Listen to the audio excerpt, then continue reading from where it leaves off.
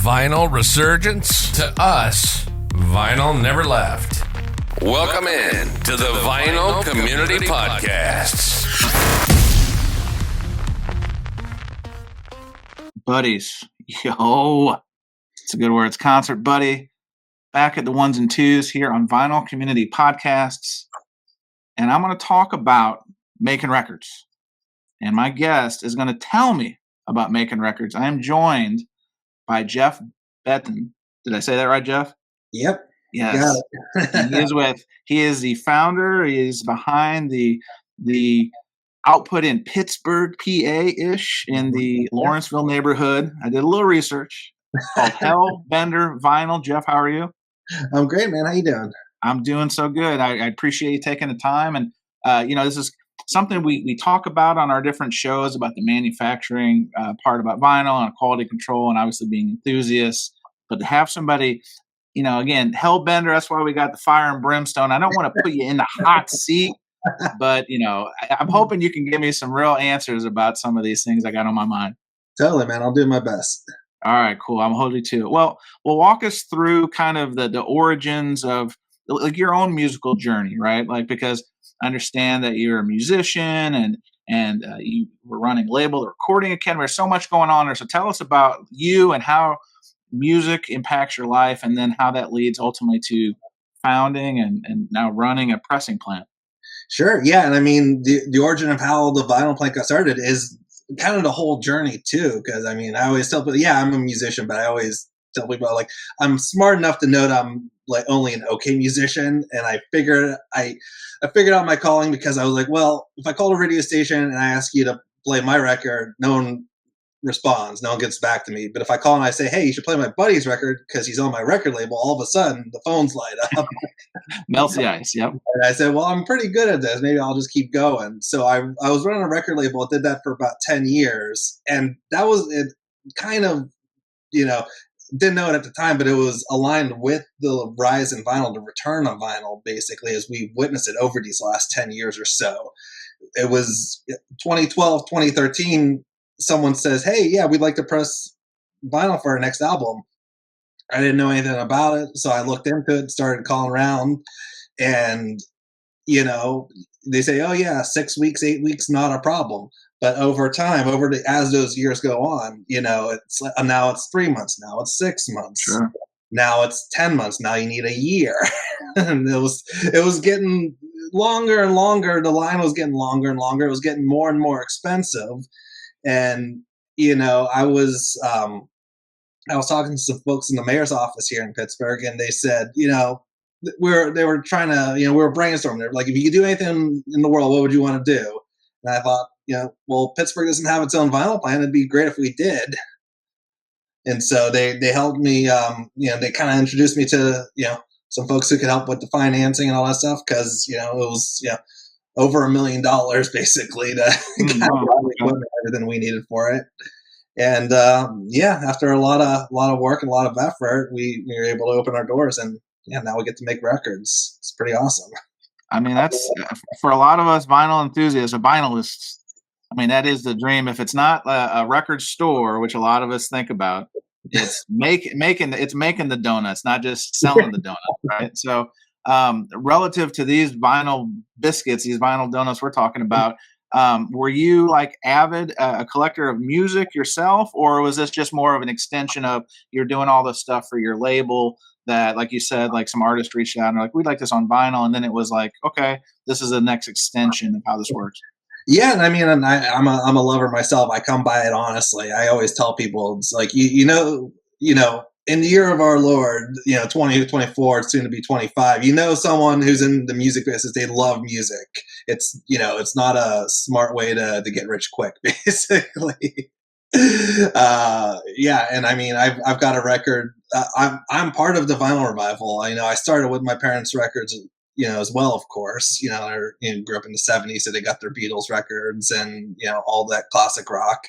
But then when I got a little older, I got my own turntable, and I grew up in the age of CDs too, and iTunes and digital, streaming, of course, now we deal with. And it was such a revelation. You don't think that there's gonna be a difference you know, you're like, this is going to be the same as when I listen to it on my phone, right? And it is just not. It's incredible. Absolutely. Yeah. I think, obviously if anybody's into the hobby or likes music in general, like there is something different. And I think it's probably the experience, right? It's the tactile.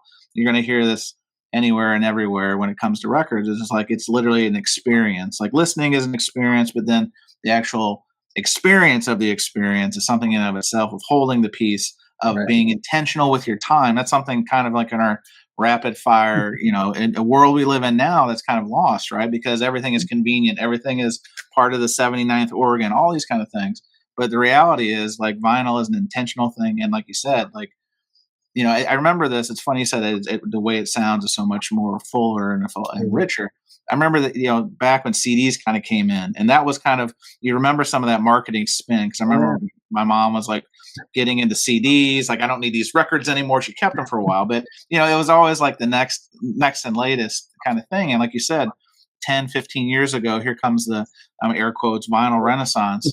And, it was obviously buoyed by a lot of things, a record store day and all that kind of stuff helped kind of put gasoline fuel on that. But then obviously a return to, a simpler time, like those emotional connections back when, people had records and listening was an experience. The album art, like I remember Queen News of the World, the robot with the blood on his finger. Like I'm a kid and I'm like, wow, I love horror movies and like so intense, right? Like you Mhm. don't get the same feeling. No offense, Alice in Chains, but you don't get the same feeling opening a jewel case. You know what I Right. mean? So it's still an experience. Don't get it twisted. But yeah, vinyl is like a whole nother level. And so anytime I meet somebody who kind of speaks that love language, if you will, it's always great to hear. Talk about. I'm assuming you're a Pittsburgh or Pennsylvania native. Talk about the focus and making sure. You said you met with the folks in City Hall. How important was it to you to make sure that this is a local thing, creating local jobs, and also kind of like creating your own extension of the Pittsburgh music community?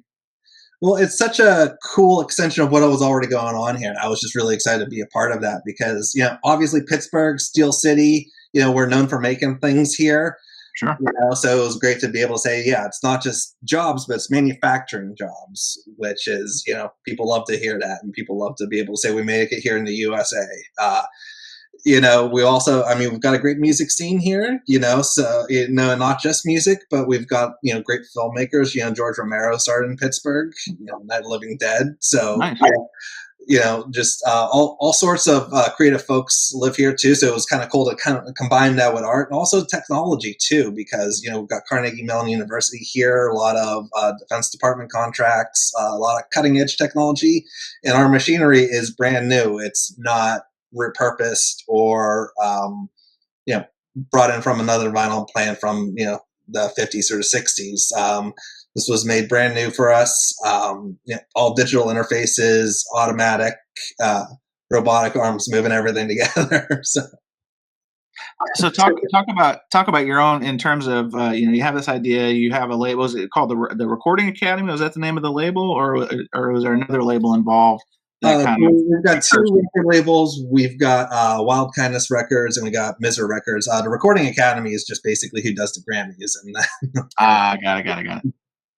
So you've got artists on the label. They say, hey, we want to make vinyl. So to get from point A to call it point D, yeah.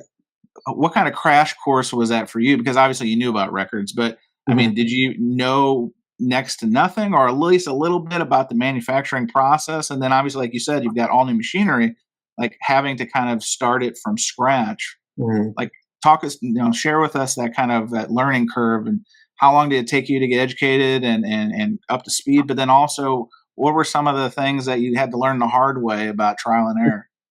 So I mean, it took a couple of years from start to finish, like you were saying, and basically, yeah, from 30,000 feet up, you can have a general sense of, yeah, you stamp it and a record comes out.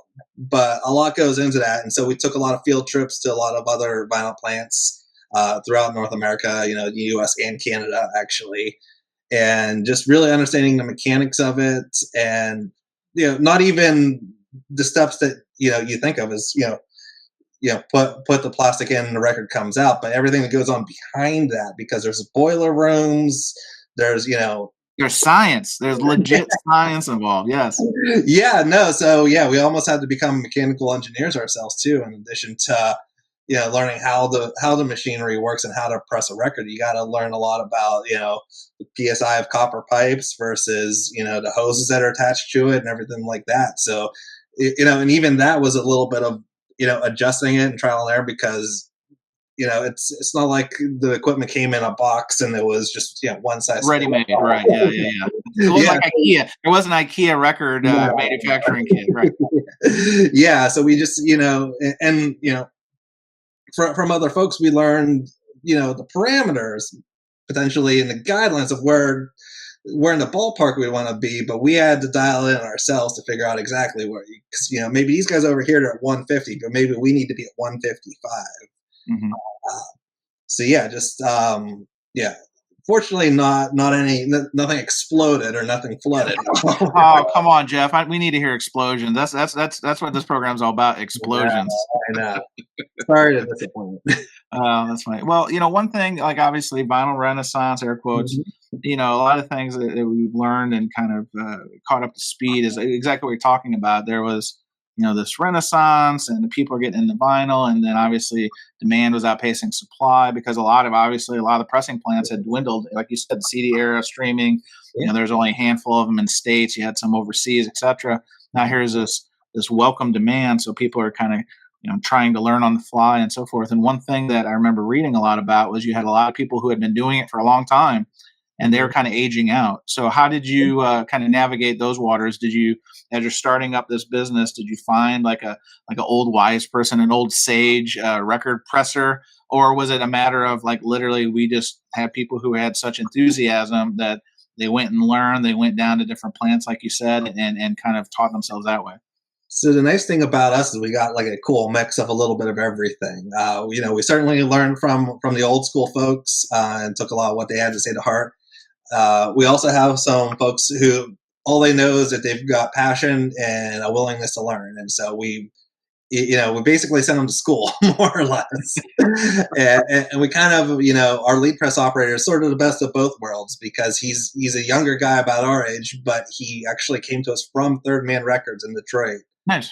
Jack White used to work, so that's fun. Yeah. There's experience. Well, that's good. Somebody already they already cut their teeth somewhere else, so they come in, they're ready just to go to town at your place. That's fun. Yeah. It was basically like we already had the experience. We didn't have to just stand around staring at the equipment trying to just like poke at it and see if it was. So you have an idea, you have a dream, so to speak. And like you said, it took a while because obviously you guys, I think you started, if my research is correct, started construction in principle end of 2023, essentially. Is that right? 22 is when we. 22, got it. Okay, yeah. And then so like a few months, obviously, to stand everything up. Tell us about, without giving us too much information, because numbers can overwhelm. This isn't like, Russell Crowe and A Beautiful Mind, but, obviously there's a lot of startup capital involved and that sort of thing. Did you have to kind of, did you have to find funding? Did you have to get some, private equity people involved? Talk about that piece, because I don't think a lot of that, again, that's the sauce, right? Not a lot of that, what you can share, of course, in terms of idea to implementation to execution. Kind of walk us through that. Yeah, so most of it was we got hooked up with the folks at the Small Business Administration who are really great, and they also just showed you how to write a business plan if you've never done that before. It's important. It's essential. Yeah. Not a lot of people are experienced asking for $1 million. Well, you can just walk up and ask someone, "Can I have $1 million?" Well, I'm hoping I learn enough that I can also ask my small business associates here in town for $1 million. So I need all the information. Give me, Jeff. Yeah, no, absolutely. And basically they just kind of like, oh yeah, like, showed, walk you through is like, okay, like, here's maybe like a sample business plan, or here's like kind of like a template. Sure. And, a lot of times you can kind of, just plug your passion in and show them why your business is going to do great. But then it also helps to have, numbers behind you too. And we did research for sure too. I always tell people it's like, we had a combination of, we had a Goldman Sachs study that said, vinyl is projected to continue growing, for the foreseeable future. And they're, in terms of finances, they don't get more legit than that. But we also had a guy, we had the biggest rock star in the world, Jack White, who just dropped a video right when we were getting ready to do that. Oh yeah, saying we need more pressing plants. Please Yeah. make more pressing plants. So when you've got a celebrity rock star kind of in your corner like that, it sure helps. Yeah, so you've got the numbers, and then you've got the social appeal of obviously somebody who's going to bat. That's terrific. Yeah. I like it. So tell us, like, was there any kind of moments of sticker shock? Because I'm sure that these pressing machines are talking about brand new machinery. It's not like a lot of the stories you hear about pressing plants starting up, or they went to Germany or Yugoslavia and bought these old machines from the old country. But you're starting like new. I think did you? If my research is correct, you got yours in Canada, or at least there's a Canadian help out. Like, what was that like? And then obviously you're learning all this. You're building the plane as you fly it. Like when you see those first invoices for these machines, like how long did it take you to pick yourself off the ground? Yeah, it was wild. I don't think I've seen that many commas or that many zeros. But yeah, I mean, it's well, and you could, to an extent, that sort of walk it in because they just tell you straight up, here's what it costs. But what's shocking is and if you've done any kind of house renovation or home repair, construction always has hidden costs. It's never going to take as long as they say it's going to take. It's never going to cost as little as they say it's going to cost. So it was a lot of it had to do with our facility, not necessarily the equipment, but we were starting in a factory, basically, for lack of a better word, but it was just mostly just all concrete. We had to kind of build everything to suit ourselves, which was nice in one way, but it was also, there wasn't a vinyl plant that was, used to exist and we just moved into. We had to sure. Yeah, it wasn't turnkey, right? There wasn't like a model. It wasn't like you can go to like bring it up IKEA again. This is a good idea. It's like literally you walk in, it's an empty concrete floor, and then like the tin walls, and you're like, wow, how do we fill this up? Yeah, I mean, fortunately, we had some good folks who, I mean, we had some great contractors and engineers who were willing to take on the challenge, and were, they said that they took it for the challenge because if you're a contractor, you're probably never. This is your one and only opportunity to build a vinyl record plant. Sure. Probably not another one going to come around in a hot minute. No, that's true. So tell us, one thing I want to ask you is obviously the name is Hellbender Vinyl. Where does that kind of name come from? Because one thing I really loved as I was learning more about your business is this tagline, and I don't know if you came up with it or a consultant came up with it, but it says Hellbent on quality, Hellbent on service, one of America's most trusted vinyl record pressing plants. Whoever came up with that, chef's kiss. That was amazing. So can you kind of talk about the branding piece and where Hellbender kind of fits into this journey? Yeah, so I mean, the Hellbender came up because we want some like a local name, but we didn't want to call it Pittsburgh Vinyl or anything. Three Rivers Vinyl. Yeah, we didn't want to make people feel like if you're in California or Texas, you couldn't call us up. But so we wanted something a little more subtle. And in Pennsylvania, the state amphibian is the Hellbender salamander. Okay. So we thought that it was like, it sounded cool, but it was also kind of like a neat little nod. And here in Pittsburgh, there's on Halloween every year, they got a concert called the Hellbender Ball. So we thought, they had already kind of picked it up and kind of started popularizing the term for us. So we just thought it would be like, it kind of checked all our boxes where it's like, it's not too exclusionary if we called ourselves Pittsburgh Vinyl, but it's like if kind of a thing.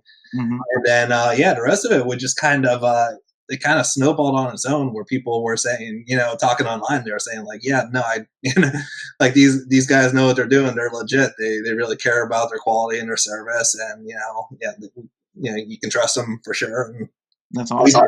We just kind of started bundling it all together. Love it. I heard on another interview you did about, one of your ambitions with this project and this business is to kind of help, fuel the extension, if you will, of the Pittsburgh music scene. Like you said, a lot of art and culture in the area, to the point where, and you threw this out, there's your own word, Jeff, you said you wanted to kind of make Pittsburgh the new Nashville. So can you kind of expand on that? Because obviously Nashville, music city, a lot going on. There's there's United Pressing Plant down not too far from there. There's Memphis Pressing not too far. So kind of share where your head was at with that statement. Yeah, well, and we're still working on that. I definitely think that's going to be the mission of my life. It's not going to be part of it's not going to take 10 years or 20 years. I'll have to kind of keep chipping away at that. Okay. Maybe my son has to pick up the baton at some point. But yeah, I mean, it's I think we've got a great case for it. The first in terms of the first person in history to be considered a professional songwriter, his name was Stephen Foster, and he's from Pittsburgh. He actually grew up in the Lawrenceville area. So we really think that, there's a case to be made here that, it's not like we just threw a dart at the map, so, we're going to plant our flag here for no good reason. A lot of history, a lot of natural resources in terms of the talent that's here.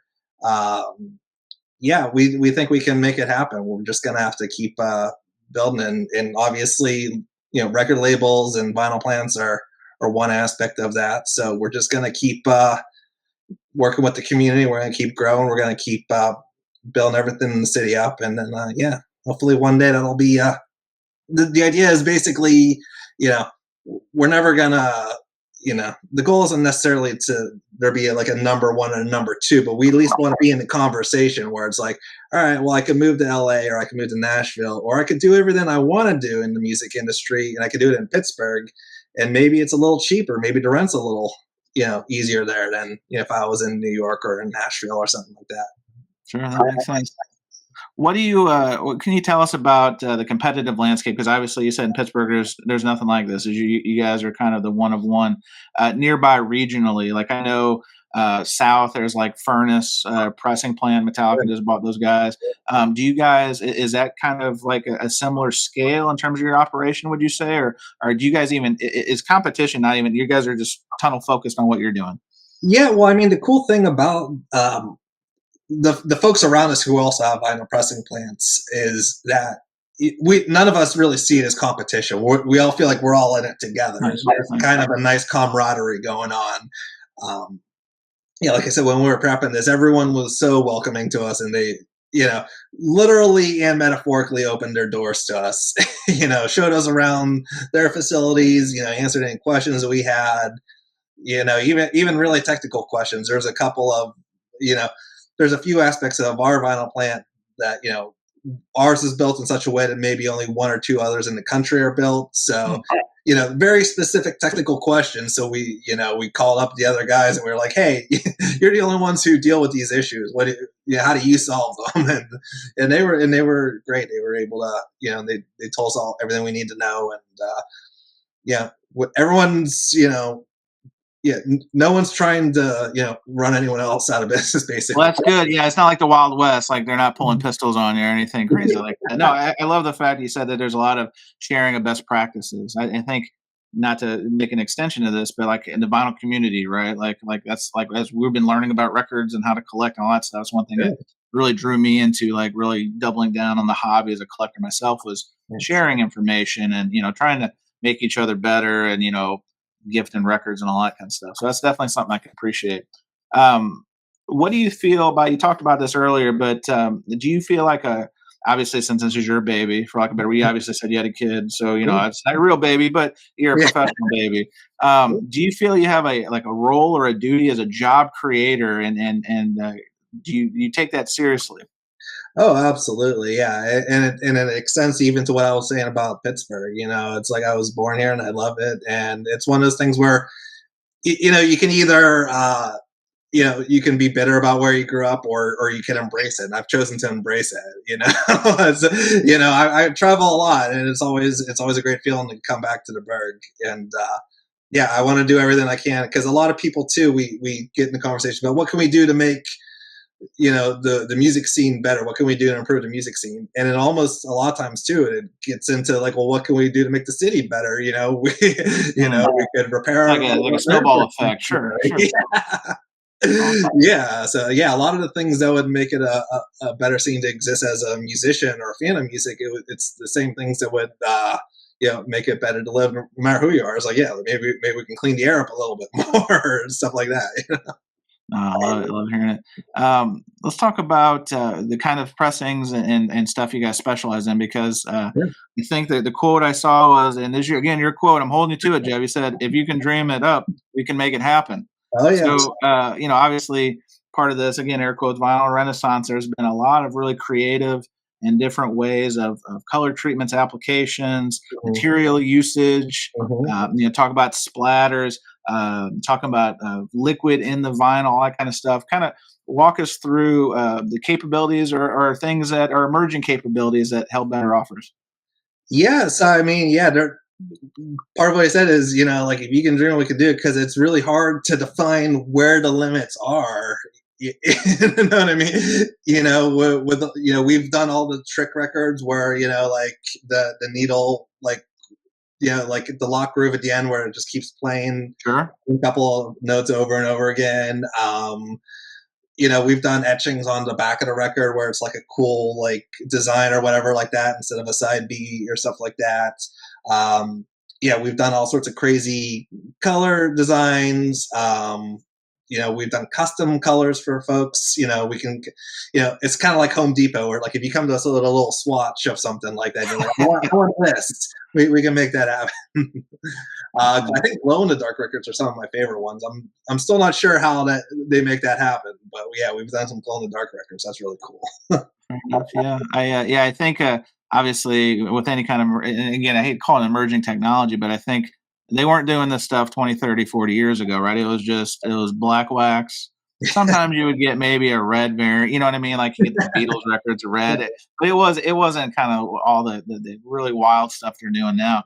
I was hoping that you had an answer. I was looking for, can I put chocolate syrup in a playable record? Is that something that is possible? Because I know there's people that like chocolate, and Yeah. I know people.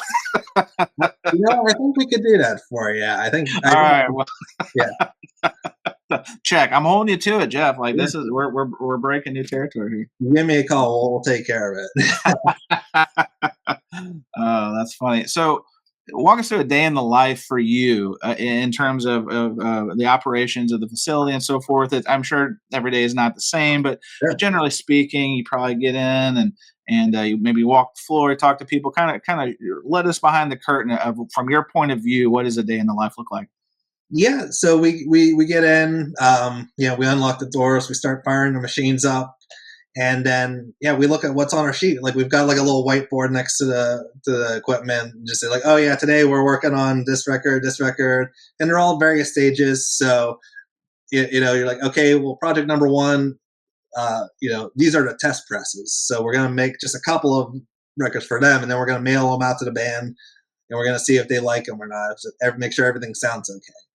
And then maybe project number two is they already listened to their test presses. They said it sounds great. So we're going to go ahead and we're just going to press the rest of their equipment. And then maybe after that, we're trying to dial in a new custom design for someone where they're like, okay, well, I want to maybe look like a smiley face on the record. So we got to, you know, we've done a lot of these before, but we want to make sure, you got to measure twice and you got to cut once when you're doing these jobs. So you want to really make sure you're like, okay, we're gonna put a yellow base and we're gonna put a drop of black here, and we're gonna make a smile here. That's always a lot of fun. And then once we know we've got that down, we just keep moving on. And sometimes we got folks who want to stop in and see how we do things here, so we give tours as well. Nice.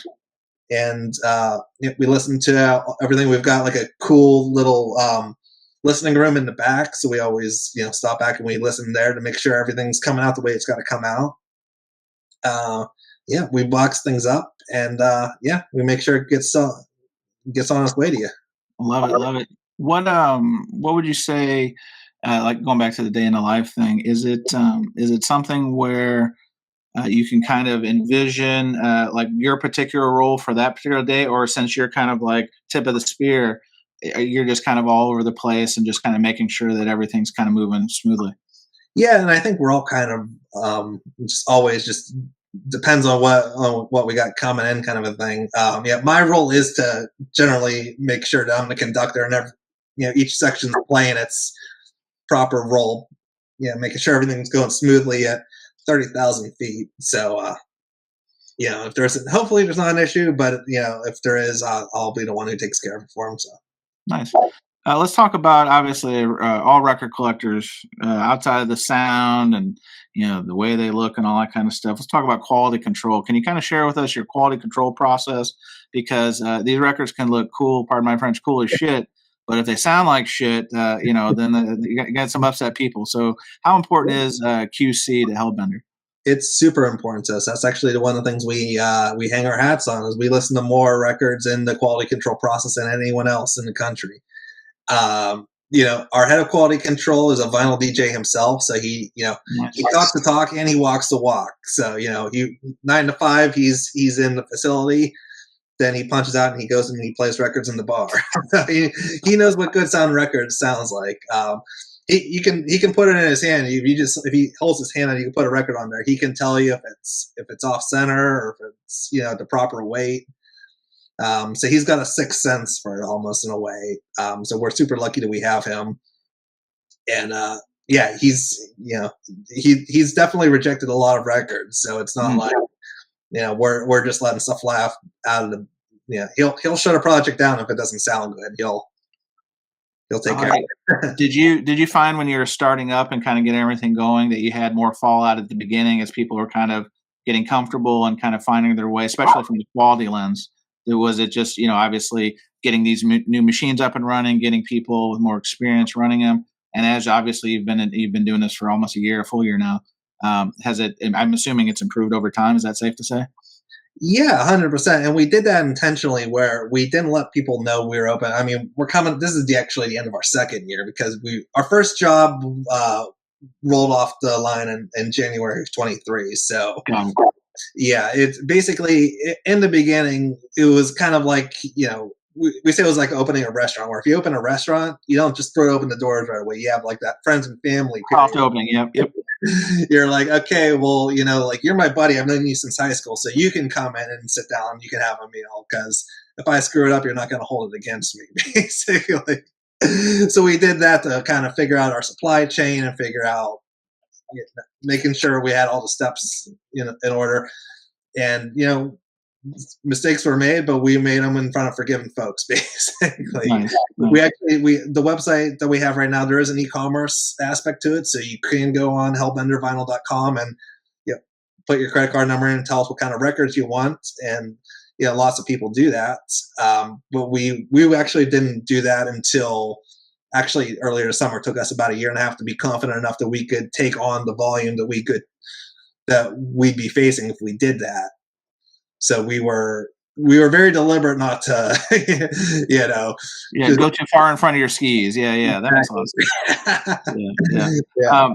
Talking about supply chain, that's one question that it seems to get asked a lot. Like if people are learning, because obviously I don't think 30 years ago, record collectors really cared about pressing plants. Like, especially if you get real anal retentive collectors, they want to know, is it a Monarch pressing or a Jacksonville pressing, all that kind of stuff. But obviously, relative to quality control and supply chain, do you guys source everything yourselves? Like, and specifically, I'm kind of leaning in on like the jackets and that sort of thing, or do you have to kind of outsource things from other suppliers and bring them in house before you can finish the goods? So we get the jackets from a trusted provider.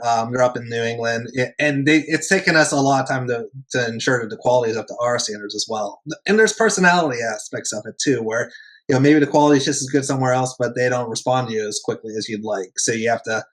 It take a while to figure out that balance of everything. And we take the quality seriously on the supply chain as well, because we always point out in the vinyl plant, we're that last line of defense. All these other steps that are prior to what we do in-house, they're invisible to the consumer. Correct. Yeah, and so, even though it's not our fault, it's gonna be our fault. So, your name's on it, right? I mean, if someone gets a bad record, we can't make up an excuse and say, oh, well, the person who did this step, 5 steps before we even got our hands on it, they're the ones who screwed up. That doesn't fly. So we gotta, everything's gonna be on us. So we gotta make sure it's up to our standards. Yeah, like you said, it's gotta be, we gotta be willing to put our name on it. So I can appreciate that, and I know a lot of vinyl enthusiasts can appreciate that too, because obviously in the battle or the chase to scale, Sometimes that kind of gets lost, right? Because a lot of manufacturers in general, I'm just being very general, can treat this as widgets, right? Especially like these giant pressing plants. And so, manufacturing fallout being what it is, percentages vary to either single digits or low double digits. But it's great to hear that you guys really obviously put a lot of premium on quality. What would you say has been now almost 2 years in here? What has been probably your most challenging project, and then your most fun project of Hellbender so far? Well, I mean, I think there's a lot of both. I think I think in general not to pick on any particular genre, but it's the quietest records are always the toughest because they're yeah the most fun records Are the loud ones? yeah, I was gonna say there's a couple to come to mind, but I can't give away to clients. But punk rock's a lot of fun, metal's a lot of fun to make, and because they're louder, they're more forgiving, or you got more of a if there's a pop or a click in the wrong spot, you're not going to be able to hear it with the drums and the guitars going. But if it's just a very delicate, singer songwriters are probably the biggest challenge because that's you're going to hear everything. You're going to hear like a chord move in the recording studio, and and it's like and so I was in marching band too when I was in high school, and they always tell you the fast songs are the easy ones because you're going so fast that if you make a mistake, you've already moved on to the next part. Sure. The slow songs are the hard ones because everything's just so slow that if you make a mistake, everyone's gonna notice it. Oh, that's funny. So almost 2 years in now. What where do you see Hellbender in 5 years, in 10 years? Like, do you look down that far, at least generally speaking, or are you just laser focused on day to day, month to month, year to year? We've got one foot in the here and now, making sure we don't ever want to take our eyes off the ball in terms of what we're delivering to the customers, but we do have an eye on a few things we'd like to do down the line. But it's all in service of making a better product and making the customer experience better and more seamless. We've been looking into handling our own logistics, getting our own trucks, doing our own deliveries, making sure that the FedEx guy doesn't put your records underneath someone's new piano, basically. Well, no, there's those videos. I'm sure you've seen them, Jeff, of some of these carriers. I'm not calling anybody out by name, but again, going back to it's just widgets. I mean, these dudes are chucking these boxes, and it is a vinyl heartburn of the highest order. So that it's encouraging that you guys are looking at that. Yeah. So hopefully, everything that we can do as we grow will be in service to you guys. So. Do you? So I'm going to ask you a couple nerd questions here. Do you guys? What are your thoughts on paper inners versus poly? Does it really depend on what the client asks, or do you guys just say no? We're doing one or the other, or how does that look? We have moved though. We started with the paper, but we switched to the poly just because there was just too many scuffs. Like one of those things where we were just getting defaulted to paper, but then we had it was affecting our quality control. We were getting too many scuffed records as a result, and it was through no one's fault, but it was just we gotta change product here. This is becoming an issue. I think you just spoke my love language, Jeff, because that's one of the biggest bugaboos. Obviously, as the industry's evolved, back in the day, like paper was the go-to. A lot of times the inner sleeves were printed, but I don't know if it's material or if it's just the additional weight that a lot of records come out now, 180, 140, what have you. But man, paper sleeves are whack. So I'm glad to hear that you guys are on the cutting edge, because some of these other pressing plants could take a learning from you on that one. They still, it's when I'm buying a record from anywhere and I'm getting it, shipped to me as a consumer, and first thing is that box. And that's obviously in consumer box. Okay, is it a good box? Great. Open it up. Is there any seam splits on the jackets? Okay, great. There's not. Thank goodness. 2 of 2. And then you open it up, 3 of 3. Is it paper sleeve? Is it a paper poly? Is it a poly? Man. So, Jeff, you've already won the conversation just for being on the front of that one. So again, I can't. Oh, thank you, Jeff. That is one. We don't want too much applause. Well, yeah, like I said, we little things that maybe other folks don't pay attention to. We pay attention because we love records too. That's awesome. All right. Well, I think we've covered most of the bases. I think we've learned a lot about where, if somebody wants to, if you're an independent musician or if you're somebody interested in pressing your release on vinyl, what's the easiest way to at least reach out for a quote or learn about your pricing or that sort of thing? So Hellbender Vinyl is the best spot, even if you don't want to buy it right there. There's a little quote builder where you can kind of play on the website. Yeah, if you can get a little sense of, okay, here's maybe the ballpark of what I'm spending, or even if you have something unique in mind that we wouldn't have thought of to put in there, like you can, we've got our email, we've got our phone number, we even have a text number that you can just, if you just want to text us, I'm a millennial. I don't like spending a lot of time on the phone. I'd rather. Well, I found there's a lot of not only record collectors but musicians too. There's some introverts involved, and so I think a very non-direct communication style is a smart move. To be honest with you. Yes, if you just want to text us like, hey, how much for a couple? 200 records. We got you. Awesome. That's great to hear. I actually have a friend of mine. He may or may not be listening. He just press his own release, but he had to go overseas, right? A lot of people use like some of the plants over there because it's a cost consideration. So it's great to know that you guys obviously can do smaller runs and tackle those sort of things. Because obviously, obviously you've got big clients, you've got big labels probably that you guys work with, and then you've got the guys who are just like, hey, I'd like to put this out on my own, put it on Bandcamp, something like that. So it's encouraging to hear. Yeah, those guys are our bread and butter. We specialize in the folks who are like, this is my first time putting the record out on vinyl. I've never done this before. I have no idea I don't even know what I should be asking you. So it's like they kind of come to us and I'm like, okay, my album's mastered. Help. They, don't worry, we'll take it from here, man. That's awesome. All right, well, Jeff, we've made it through the minutia. We've made it through the like a never-ending story, the swamp of sadness, if you will. And Atreyu and Falcor are ready to ask you some lightning round questions. Let's just have some fun with them. Nothing serious. The first one, I may already know the answer from a previous interview you did, but the Beatles or Elvis? You can only choose one. Beatles or Elvis? Got to go with the Beatles. See, I had a feeling. So you talked about, obviously being a musician to varying degree yourself, kind of being a lot of the motivation behind what you do now. If you could, again, no limitation. You got one night, one time only. Any band or artist, and again, bring them back, resurrect them, it doesn't matter. Who would that be? You know what? I feel like I've heard a lot of legendary stories about how not even their live albums captured the energy of being in a room when the Ramones were playing. The Ramones, okay. Nice. I like it. I've got to ask you this question. Our Vinyl Community Podcast, they would consider me a fraud if I didn't ask you this question, Joe. How many records in your personal record collection? I've lost count. Acceptable answer. Can you give us a ballpark? Yeah, I think I lost count when I got to 500. So okay. I think it's doubled since then too. So I'd have to say at least 1,000. But maybe. All right, there we go. That's fair number.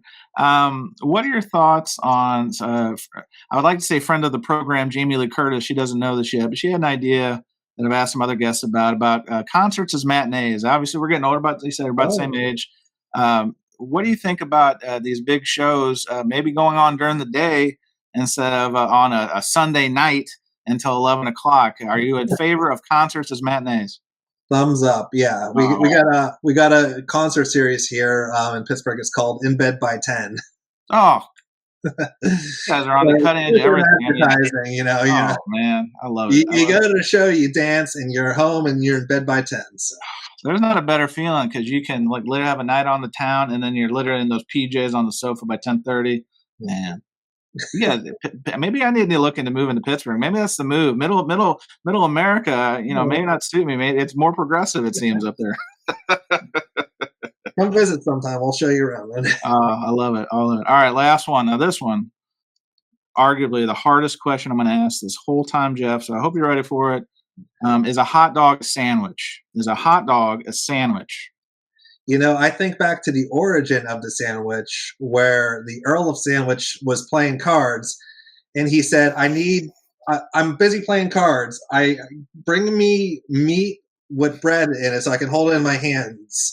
And so I feel by that definition, it's meat with bread on both sides. So yes, it is a sandwich. Wow. I did not on my bingo card have Jeff coming to the table with the Earl of Sandwich. He knew the history of sandwiches. If you knew me well enough, you know I'm going to go out for a sandwich after this, as a matter of fact. So great answer, Jeff. Awesome. Anyway, appreciate the time, Jeff. It's been a lot of fun hearing about your business, getting to know you.